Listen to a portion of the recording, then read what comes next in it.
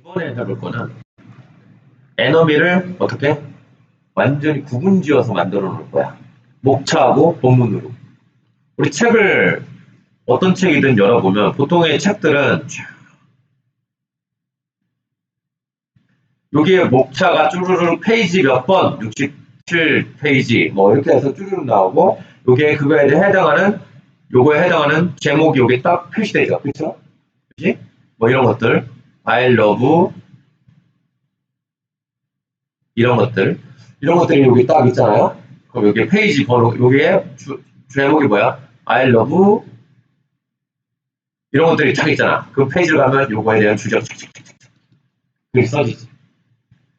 이 형태로 만들 거예요. 그래서 요 앞단에 요 목차 부분을 우리가 만들어 놓고 먼저 다다다다다다 설계할 거야. 그렇게 먼저 뼈대 틀부터 만드는 얘기야. 한마디로. 이 전체 책에 대한 틀을 만들고 그 틀의 내용은 어떻게 그때그때 계속해서 채워놓을 거예요.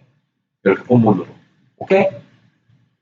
그래서 실제로 실무자들이 어떻게 하냐면 기획서나 이런 것들이 나오잖아? 그럼 어떻게 이 틀부터 채워넣어요. 이 틀을 먼저 짜라락 만들어. 내가 구현하려고 틀을 짜라락 만들어. 함수단을 먼저 짜라락 만들어. 그런 다음에 어떻게 내용을 아직 본문은 전체를 다 봐야지 알 수 있으니까 본문은 어떻게 채워놓지 않아 아직. 틀부터 쫙 만들어 놓고 기획서를 보면서 하장 이제 문장을 안에다 들어가서 거기다가 하나씩 채워넣는 식으로 가요. 네? 그래서 첫 번째가 이게 되게 중요한 거야. 내가 먼저 틀 만들기. 자, 이렇게 해서 이 작업을 해볼게요. 이 틀을 만들기 위해서 어떤 식으로 하는지 여러 가지 방법이 있겠지만 우리가 할 때는 요 방식이 제일 좋아요. F, S, M. 이거는 뭐냐? Finite,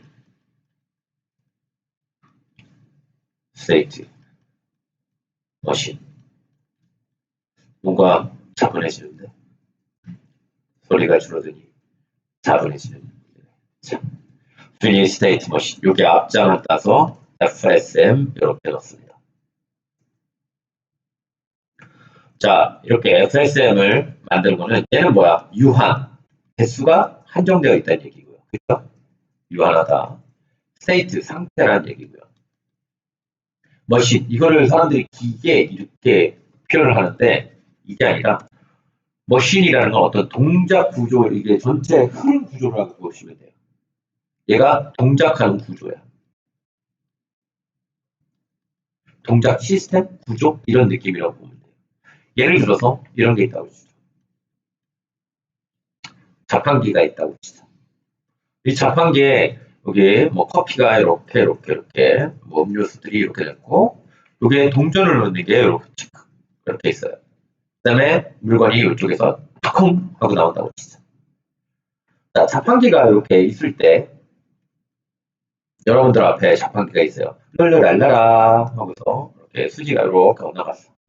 수지이기 때문에 오늘 수지 모자를 하나 씌워줄게요. 이렇게. 자, 됐죠? 랄랄랄라라 해서 이렇게 가서 왔어. 그래서 동전을 넣겠죠. 그렇죠?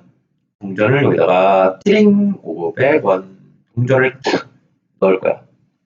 그럼 얘가 어떻게 해요? 여기 불이 찡 들어오지. 얘네들에 될 수 있는 거야. 불이 찡 들어오지.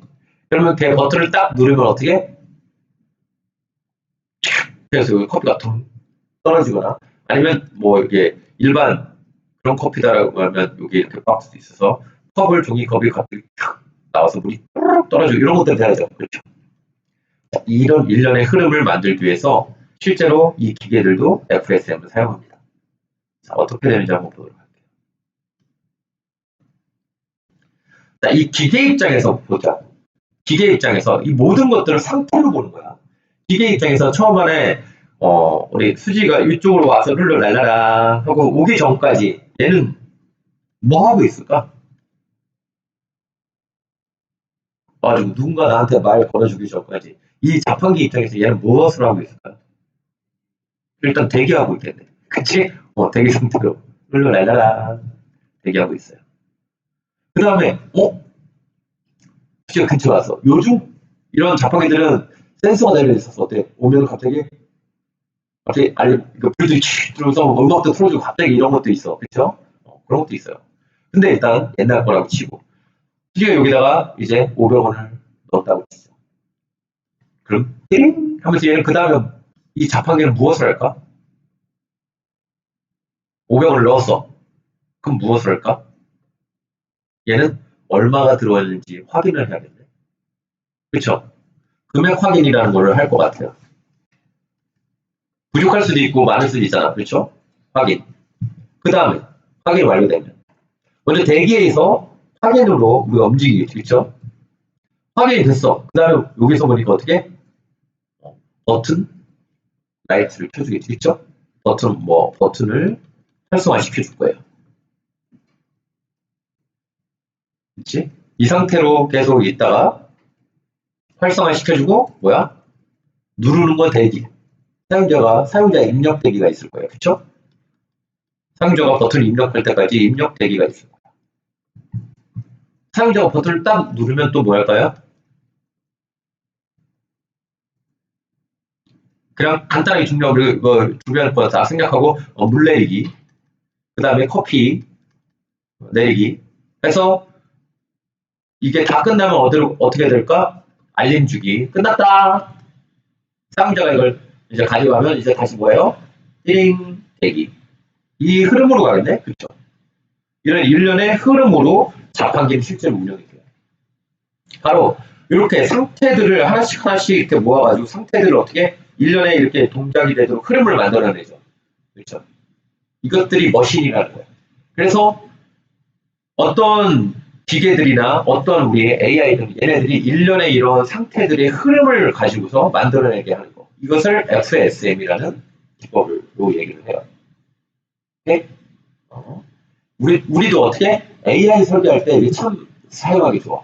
그래서 대다수 여러분들이 실무에서 사용하는 AI를 제작할 때 이렇게 지능형 이런 것들을 제작할 때, NPC를 제작할 때 다 이런 FSM을 굉장히 많이 써요. 이거에 비헤이비어 트리도 쓰이고 하는데 여러분들 공부하거나 제대로 설계하기에는 FSM이 제일 좋을 거예요. 자, 그러면 좀 더 얘기를 해보죠. 일련의 이런 상태를 가지고 얘기한다고 했죠. 그렇죠? 상태를 가지고 얘기해요.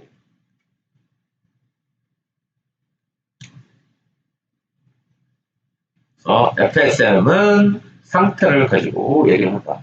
근데 우리가 지금 AI 제작하려고 하는데 이거 쓴단 말이야? 그럼 우리가 지금 요즘에 흔히 하고 있는 그 AI라는 것도 있죠. 요즘 시대의 AI라는 거. 딥러닝 이런 거 들어가고 그렇지. AI에도 보면은 뭐랄까요? 명시적 AI라는 게 있을 수 있고요. 그 다음에 뭐 암묵적 AI 이렇게 두 가지 파트로 쪼개서 볼 수 있을 것 같아요. 명시적이라는 건 뭐야? 야 이거 나오면 이거 반드시 이거 해 라고 우리가 정해주는 거야. 대표적인 게 바로 FSM일 거예요. 그 패턴에서 벗어날 수가 없어. 그래서 오류도 똑같이 계속 나. 내가 해준 그 범위 안에서 벗어나잖아. 그럼 얘가 무조건 내가 정해준 그 패턴만 무조건 찾아요. 인간이 직접 이렇게 이 상황을 다 쪼개서 해줘야 되기 때문에 이때 이렇게 하고 이때 이렇게 하고 어때? 상황이 내가 인간이 생각할 수 있는 게 개수가 한정이 되어 있죠. 그러다 보니까 FSM이나 얘네들은 어떻게 구멍이 숭숭 뚫릴 수 있어. 맞아요? 계속 숭숭숭숭 있어서 버그라는 게 얘 왜 이렇게 멍청해? 얘는 똑똑해? 이런 것들을 어떻게 상태를 가짓수를 되게 많이 늘려놓고 하면 할수록 되게 똑똑한 느낌들이 나올 거고 그렇지 못할수록 어떻게 구멍이 숭숭 뚫려서 에이 이거 뭐야 이거 멍청해 하면서 때리고 도망가고 계속 따라와. 그렇지? 그런 애가 나올 수도 있어요. 그 다음에 암묵적 AI 이것들은 어찌 보면 인간이 우리가 어떻게 해줄 수가 없어. 그런 상태를 하나하나 다 해줄 수 없으니 야 내가 100만 개 상황을 줄 테니 혹은 야 100만 개도 적어 1억 개의 상황을 줄 테니 네가 알아서 이렇게 네가 가지고 상황 판단을 해 네가 알아서 학습을 해. 이게 네가 요 중에서 10개를 가졌을지 할지는 모르겠어. 그래서 어떻게 네가 학습해서 네가 알아서 어떤 패턴을 쓸지 네가 알아서 해봐. 라고 하는 게 뭐예요? 요즘 유행하는 딥러닝인 거지. 특히나 이런 스스로 생각하고 스스로 뭐 하는 이쪽에서는 강화학습이라는 걸 많이 써요.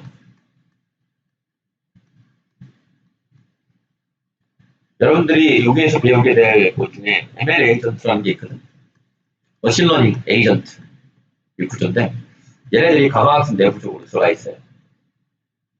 어떻게 이 사례를 1억 개를 줄래니 이것도 좀 부족해. 몇 개가 적당한지 모르겠어. 그래서 어떻게 자기 스스로가 상황을 계속 만들어서 이렇게 해서 계속 학습을 하게 할 수 있어요. 그래서 자꾸 강화되는 거야, 한마디로.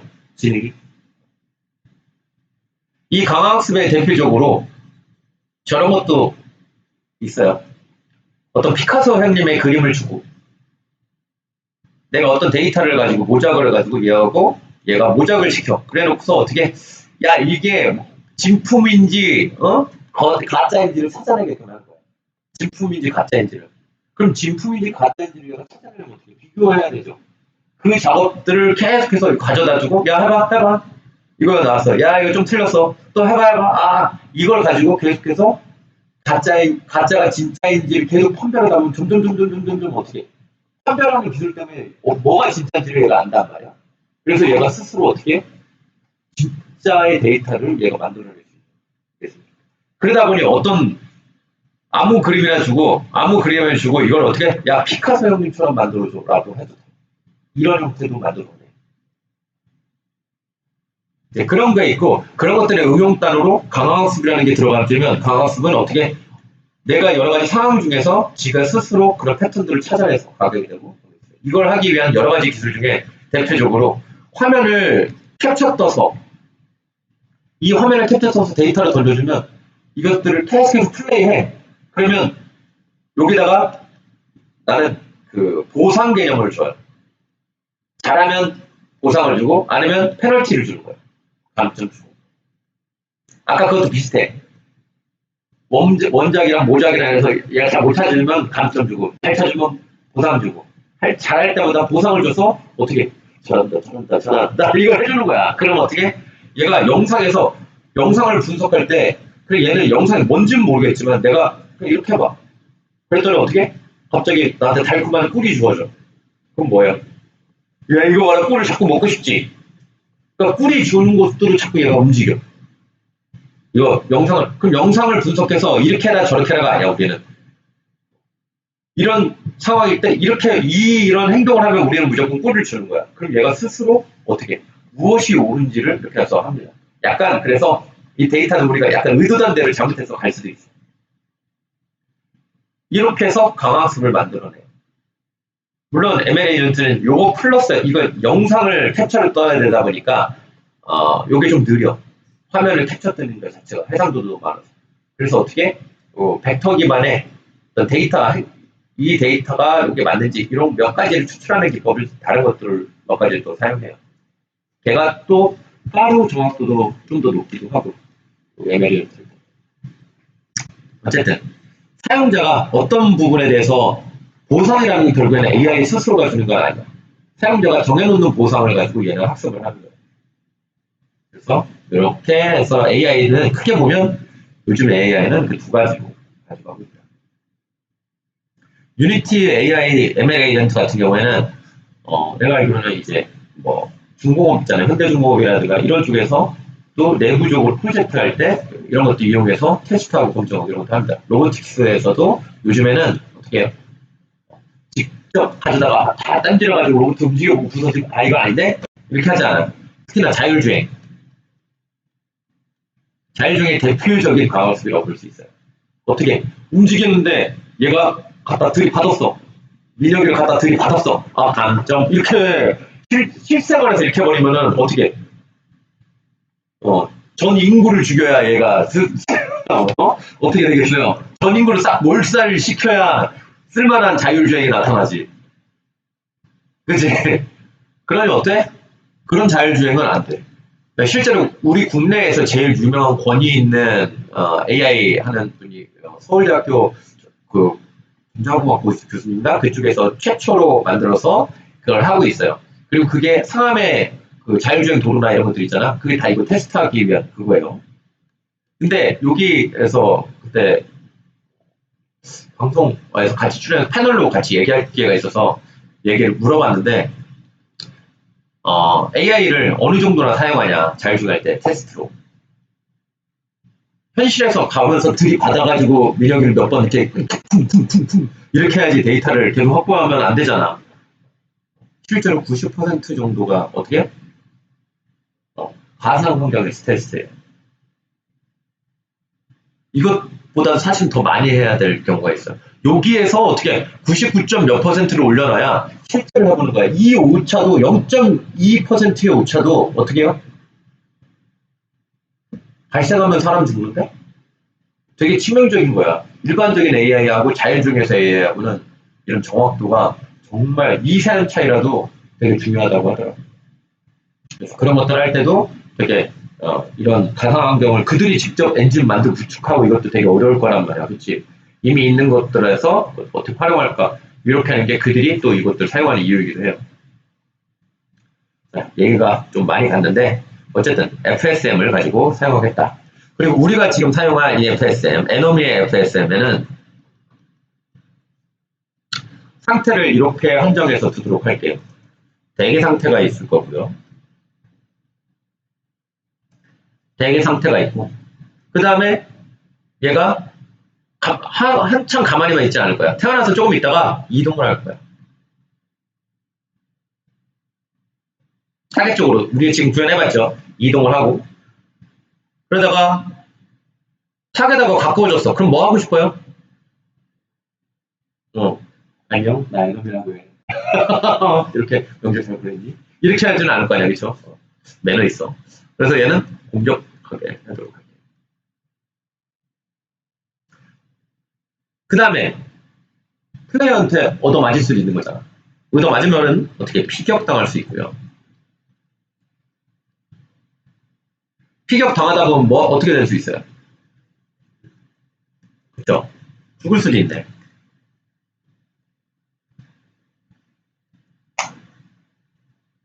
이런 상황들이 있을 거예요.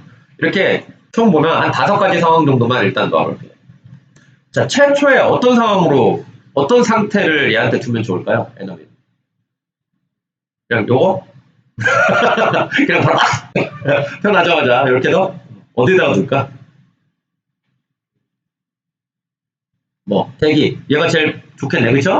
얘가 표현하기 제일 좋을 것 같아요. 자, 이 녀석을 우리가 뭐라고 부르냐? 이것을 디폴트 스테이트라고 하는 거예요.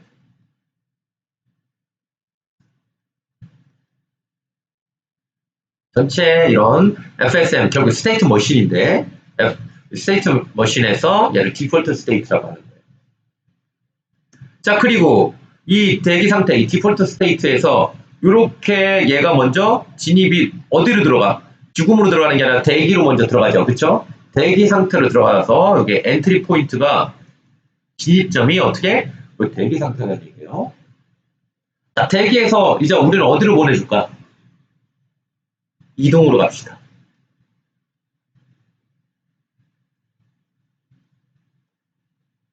가다가 멈출 수도 있을 거예요. 좀 또 똑똑하면 가다가 잠깐 멈췄다가 또 이렇게 갔다가. 근데 우리는 타겟 쪽으로 그냥 무작정 이동을 시킬게요. 자, 이동해서 어디로 갈까? 가까워지면 공격하도록 하고 싶죠.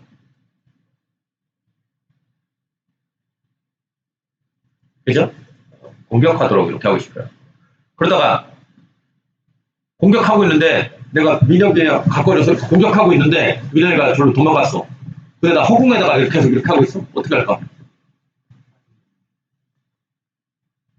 다시 따라가면 되겠죠.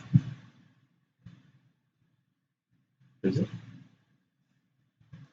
이 다음에 자, 피격은 언제 받을 수 있어요? 이 대기 상태일 때만 받을 수 있어요? 뭐 기획자가 어떻게 하기 나름이겠지만 걸어갈 때는 맞으면 안 되나? 내가 공격하고 있을 때는 플레이어는 나 때리면 안 되나? 피격은 어때요? 또 내가 한 대 맞고 있을 때는 야 때린데 지금 나 때리는데 아직 안 닿는데 또 때리기 없기 이렇게 해야 되나? 이렇게요. 어때? 피격은 어떤 상태에서도 맞을 수 있죠. 그렇죠? 피격은 어떤 상태에서도 받을 수 있을 거예요.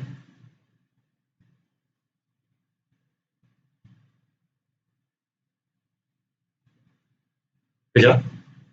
그 다음에 죽음도 피격 상태에서 이렇게 해버릴 수가 있을 거고. 맞다 보면. 근데 이게 되게 웃기다. 이걸 애니메이션을 우리가 생각해서 보잖아. 이런 애니메이션이 있다고 보자. 탕 쐈어. 그럼 어떻게 돼? 이렇게 할 거야. 할 건데 이런 애니메이션과 죽을 때 이렇게 죽는 애니메이션이라고 치자. 그러면 애니메이션으로 볼게. 화살표대로 보잖아. 탕 할 때는 시력이 어떻게? 됐지? 죽을 때. 이렇게 죽으면 이상하지. 그치? 애니메이션으로 보면 이거 좀 아닌 것 같은데? 그렇죠? 바로 어때요? 이런 탕 했을 때 이렇게 죽을 수도 있고 이렇게 죽을 수도 있잖아. 이거 피격과 죽음 좀 구분되는 게 필요할 것 같아. 애니메이션. 맞죠? 그래서 피격에서 죽음으로 바로 오지 않고 어떻게? 맞으면 바로 죽음 체력이 다 되면 그럼 죽음으로 가게 이렇게 가야 되는 거야. 애니메이션으로만 보면. 맞죠? 그 다음에 얻어 맞았어. 피격다 하면 어디로 갈까요? 바로 내가 이렇게 공격 좀 어떻게 해? 이 느낌일 거야. 그지? 그지? 피격다면 이동이면 이거. 만약에 피격에서 대기면 탕! 탕! 이거 봐라. 이렇게. 이 느낌. 어떤 게 더 나아요? 이것도 기획에 따라서 달라질 수 있는 거야. 근데 지금 당장 봤을 때 우리는 피격에서 공격으로 바로 가지 말고 어떻게 이렇게 해주면 어때요? 아 얘가 약간 탕 갖고 잠깐 이렇게 서 있다가 요거 봐라 이렇게 쫓아가는 이런 느낌으로 연출할 수 있을 것 같아. 그렇지? 보통 여러분들이 얘네들을 이렇게 만들어 놓은 요 그림을 그려주는 게 되게 중요하고요. 요렇게 만들어진 요 그림을 우리가 뭐라고 부르냐면 정식 용어가 있는지 모르겠지만 나는 이렇게 불러요. 상태. 이런 형태들을 우리가 뭐라고 해? 다이어그램이라고 하는 거지. 상태 다이어그램. 이렇게 그리고요. 기본적으로 어떤 AI를 만들든 내가 5개를 만들어줘. 이 대표적인 5개가 기본이라고 보면 돼요. 여기에서 확장할 수 있고 그 다음에 조금 수정하거나 이렇게 갈 수 있을 거예요. 확장한다는 건 세부적으로 더 빠지는 거예요. 이동도 걷기 있을 거고 점프가 있을 거고 달리기가 있을 거고 그 다음에 크라우치 그러니까 좀 쭈그리고 앉아가지고 하는 게 있을 거고 벽에 타서 벽을 타면서 가는 이동이 있을 거고 그렇죠? 이동도 세부적으로 갈 수가 있어요. 공격도 그렇고 그치? 그렇게 다 쪼개서 볼 수 있으니까 그렇게 쪼개기 전에 가장 큰 틀 이 5가지를 먼저 여러분들을 알아두고 상태 다이어그램이라고 한다. 이거 하나하나를 세부적으로 하는 것보다 뭐 보통 얘네들 할 때 여러분들 플로우 차트라는 걸 많이 써요. 플로우 차트라는 거 하지. 처음에 이게 들어오면 여기에서 야 이게 됐니? 이게 됐으면 yes 했으면 이렇게 하고 뭐 했으면 이렇게 하고 이런 것들 많이 본 적 있죠.